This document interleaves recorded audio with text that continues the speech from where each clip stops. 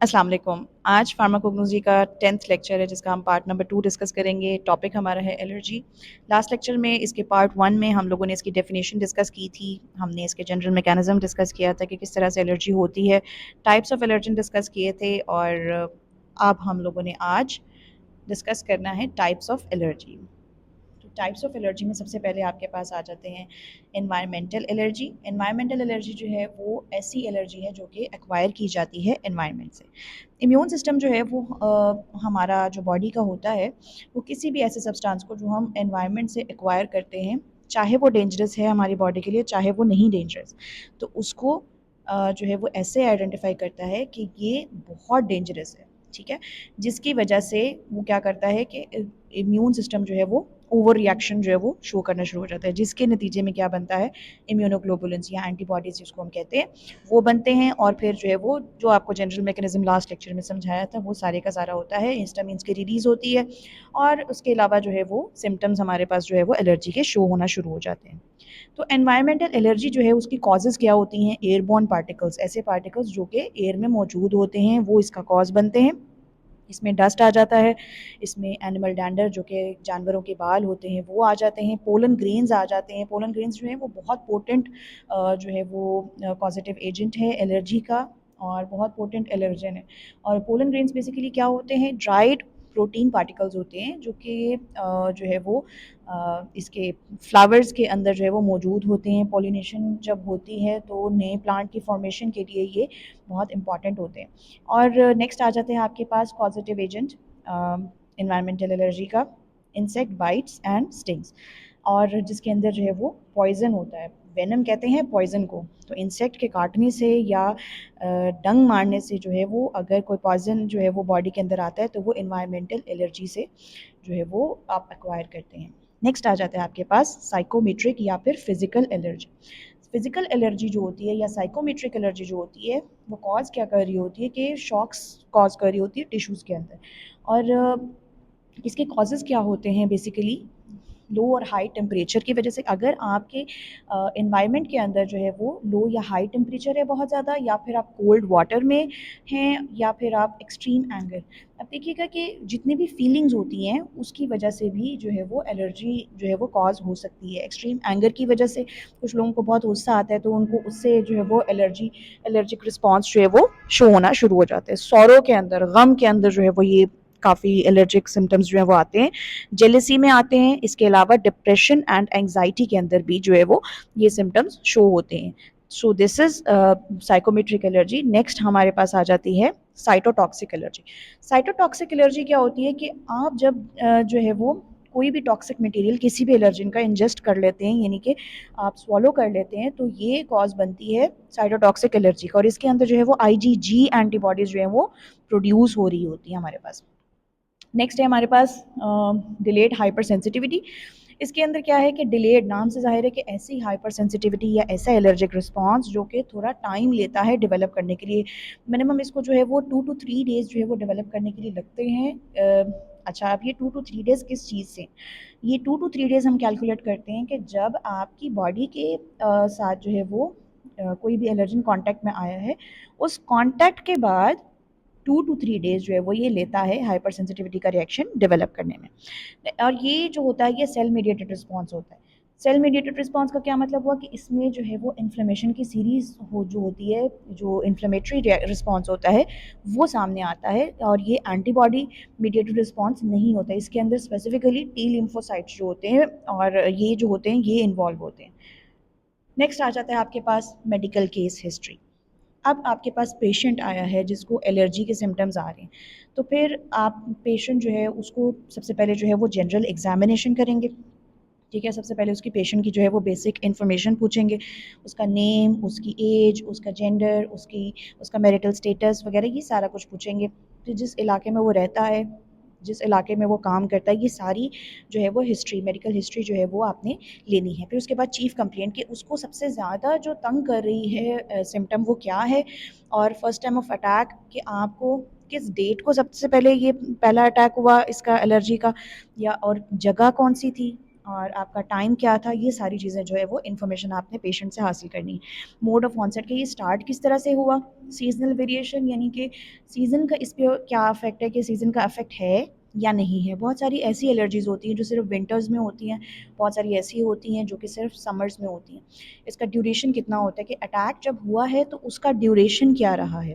Next आ जाता है वाइटल साइंस। वाइटल साइंस जो होते हैं वो ऐसे साइंस होते हैं जो हम चेक कर रहे होते हैं, जो कि हमें बता रहे होते हैं पेशेंट की कंडीशन के बारे में। सबसे पहले आ जाता है ब्लड प्रेशर, इसको हमने जो है वो मॉनिटर करना है, टेम्परेचर को मॉनिटर करना है, पल्स रेट मॉनिटर करनी है, कार्डियक आउटपुट मॉनिटर करना है, ब्रीदिंग रेट मॉनिटर करना है और heart rate.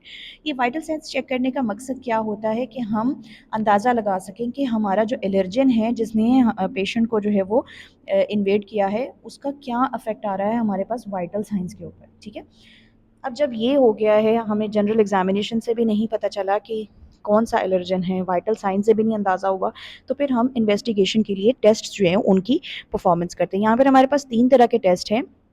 Starting with our test, scratch test. सबसे पहला टेस्ट जो है वो स्क्रैच टेस्ट है।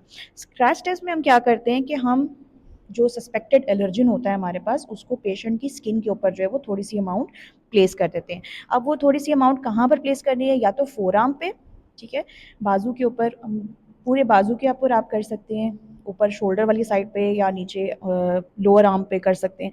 ठीक है, तो उसके बाद जो है वो, या फिर बैक पे आप कर सकते हैं।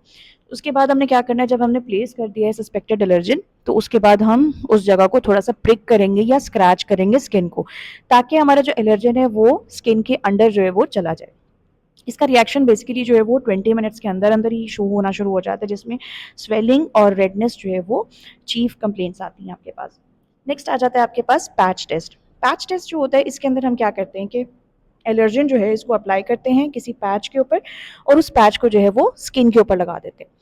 ये जो पैच टेस्ट होता है, इसको हम डिलेड हाइपर सेंसिटिविटी रिएक्शंस के लिए इस्तेमाल करते हैं, कि जो रिएक्शंस जो होते हैं वो coming in contact with the foreign particle जो है उसके बाद 2 to 3 डेज जो है वो डेवलप होने में लगाते हैं। ठीक है, तो ये ऐसी जो डिलेड हाइपर सेंसिटिविटी रिएक्शंस होती हैं उसके लिए हम इस्तेमाल करते हैं, और इसका इस्तेमाल करने का मकसद भी ये होता है कि हम आइडेंटिफाई कर लें कि आया कि आपका एलर्जन जो है वो फास्ट एक्ट करता है, या फिर हाइपर सेंसिटिविटी के लिए डिलेड फॉर्म जो है वो शो करवा रहा है।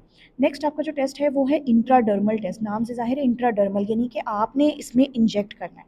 हम क्या करते हैं कि इसके अंदर थोड़ी सी अमाउंट जो होती है, जो एक्सपेक्टेड एलर्जन होता है, या जो आप सस्पेक्ट कर रहे होते हैं कि ये एलर्जन जो है वो कॉज कर सकता है इसके अंदर एलर्जी पेशेंट के अंदर, उसको हम क्या करेंगे, उसकी थोड़ी सी अमाउंट लेंगे और स्किन के अंडर सरफेस जो होती है, डर्मिस के अंदर जो है वो इसको इंजेक्ट कर देंगे। फिर उसके बाद हम 20 मिनट्स तक वेट करेंगे, और इसका अमूमी तौर पे जो है इसका रिएक्शन 20 मिनट्स के अंदर अंदर जो है वो शो होता है, जिसके अंदर जो है वो आपको स्वेलिंग, रैश या रेडनेस जो है वो नजर आना शुरू हो जाएगी। नेक्स्ट आ जाता है हम इसका ट्रीटमेंट कैसे करेंगे। ट्रीटमेंट में सबसे ज़्यादा वर्ल्ड वाइड यूज़ होने वाला जो ट्रीटमेंट है वो है अवॉइडेंस, कि अगर आपने किसी जो है वो एलर्जी को प्रिवेंट करना है तो आप उसको अवॉइड कर लें, या फिर अगर आप अवॉइड नहीं कर सकते हैं प्रॉपर्ली तो आप वैक्सीनेशन करवाएं, या फिर आप जो है वो फार्माकोलॉजिकल ट्रीटमेंट जो है वो जारी रखें। Starting with avoidance. अवॉइडेंस किस तरह से हम कर सकते हैं, जो आपके ट्रिगरिंग एलर्जेंस होते हैं, फॉर एग्जांपल अगर किसी फूड से है किसी को एलर्जी, या किसी डस्टी इन्वायरमेंट से है, तो आप उसको अवॉइड कर लें। इवन कि अगर वो थोड़ी अमाउंट में भी है, ट्रेस अमाउंट कहते हैं थोड़ी अमाउंट को, ठीक है, तो अगर थोड़ी अमाउंट्स में भी है तो भी आपको उसको अवॉइड करना ज़रूरी है। एयरबॉर्न पार्टिकल्स के लिए क्या हमारे पास प्रिकॉशंस हो सकती हैं। पेट्स जो हैं, क्योंकि उनके अंदर जो है वो बाल जो है वो अगर वो कॉज कर रहे हैं एलर्जी, एनिमल डैंडर अगर कॉज कर रहा है एलर्जी, तो उसको हम बेडरूम के बाहर रखेंगे। फिर जो कारपेट्स हैं, अगर तो हमारे पास जो है वो पेशेंट को डस्ट एलर्जी है, तो उसको हमने मशवरा देना है कि जो भी आपके पास कारपेट वगैरह अगर बिछे हुए हैं घर में, क्योंकि कारपेट के जो फाइबर्स होते हैं उनके अंदर डस्ट जो है वो ज़्यादा कलेक्ट होना शुरू हो जाती है, जिसकी वजह से आपको जो है वो एलर्जिक रिस्पॉन्स जो है वो जल्दी आता है। नेक्स्ट आ जाता है क्लीनिंग। जो सफाई है वो फ्रीक्वेंटली करनी चाहिए। डस्ट माइट्स अगर उनसे इशू है, तो फिर पिलोज़ और मैट्रेसेस जो इस्तेमाल किए जा रहे हैं सोने के लिए, उनको सील करना प्रॉपर्ली जो है वो ज़रूरी है। नेक्स्ट आ जाता है पोलन ग्रेन। अगर पेशेंट को जो है वो पोलन ग्रेन से एलर्जी है, तो फिर क्या करना है कि जब भी पीक सीज़न होता है पोलन ग्रेन का, तो उसके अंदर जो है वो डोर्स और विंडोज़ जो हैं घर के, वो उनको बंद रखना चाहिए, और जो कपड़े बाहर पहन के जाएँ आउटडोर क्लोथ्स, उनको जो है वो चेंज करें फ़ौरी तौर पे घर में आने आने आने पे। और जो आपका जो लॉन है उसको जो है वो मूव करना बंद करें, ठीक है? उसकी सफाई वगैरह, लॉन की सफाई वगैरह जो है वो ना करें, और फूलों के करीब जो है वो ज़्यादा ना जाए, क्योंकि पॉलिनेशन का जब सीज़न आता है, इसमें स्प्रिंग सीज़न जब आता है, तो उसके अंदर पॉलिनेशन का प्रोसेस बहुत बढ़ जाता है, जिसकी वजह से फ्लावर्स के अंदर पोलन ग्रेन्स जो होते हैं उनकी डिस्पर्सल जो होती है वो बढ़ जाती है, जिसकी वजह से मना किया जाता है ऐसे पेशेंट को फूलों के करीब जाने से। नेक्स्ट आ जाता है मोल्ड्स। मोल्ड्स जो होते हैं ये लगते हैं डैम्प एरियाज़ के अंदर, जहाँ पर बहुत ज़्यादा जो है वो ह्यूमिडिटी होती है, या कह लें कि जहाँ पर बहुत ज़्यादा जो है वाटर कंटेंट मौजूद होता है। और अगर पेशेंट को जो है वो मोल्ड से एलर्जी है, तो फिर ज़रूरी है कि वो ऐसी जगहों को जहाँ पर डैम्प एरियाज़ हैं वहाँ पर अवॉइड करे जाने से, स्पेसिफिकली जैसे बेसमेंट्स होती हैं।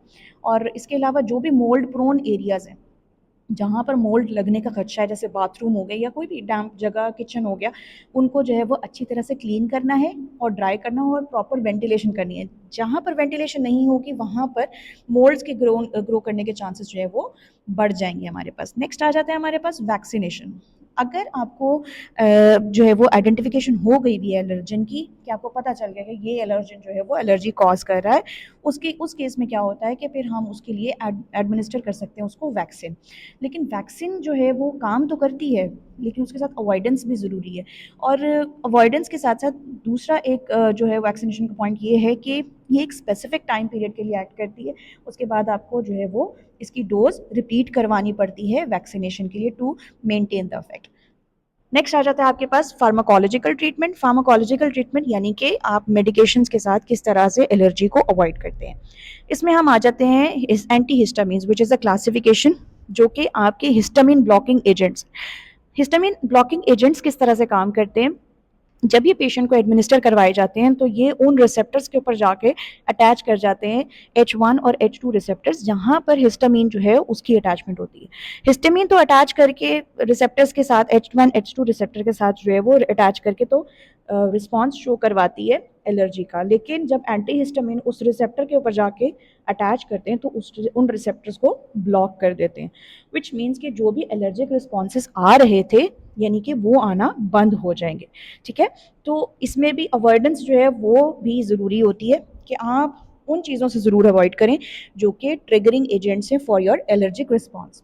इसमें एग्जांपल्स आ जाती हैं सिट्रिजीन, लिवोसिट्रिजीन, लोराटिडीन, डेसलोराटिडीन, और ये आपके पास जो है वो ड्रग्स अवेलेबल हैं मार्केट में इन जेनेरिक नेम्स के साथ। फेक्सोफेनाडीन है, मोंटेल्यूकास्ट है, इस तरह की बहुत सारी मजीद भी आपके पास जो है वो एंटी एलर्जिक मेडिकेशंस जो हैं वो मौजूद हैं। ये जस्ट एक जनरल एग्जांपल्स आपको दी गई हैं। ठीक है? Thank you.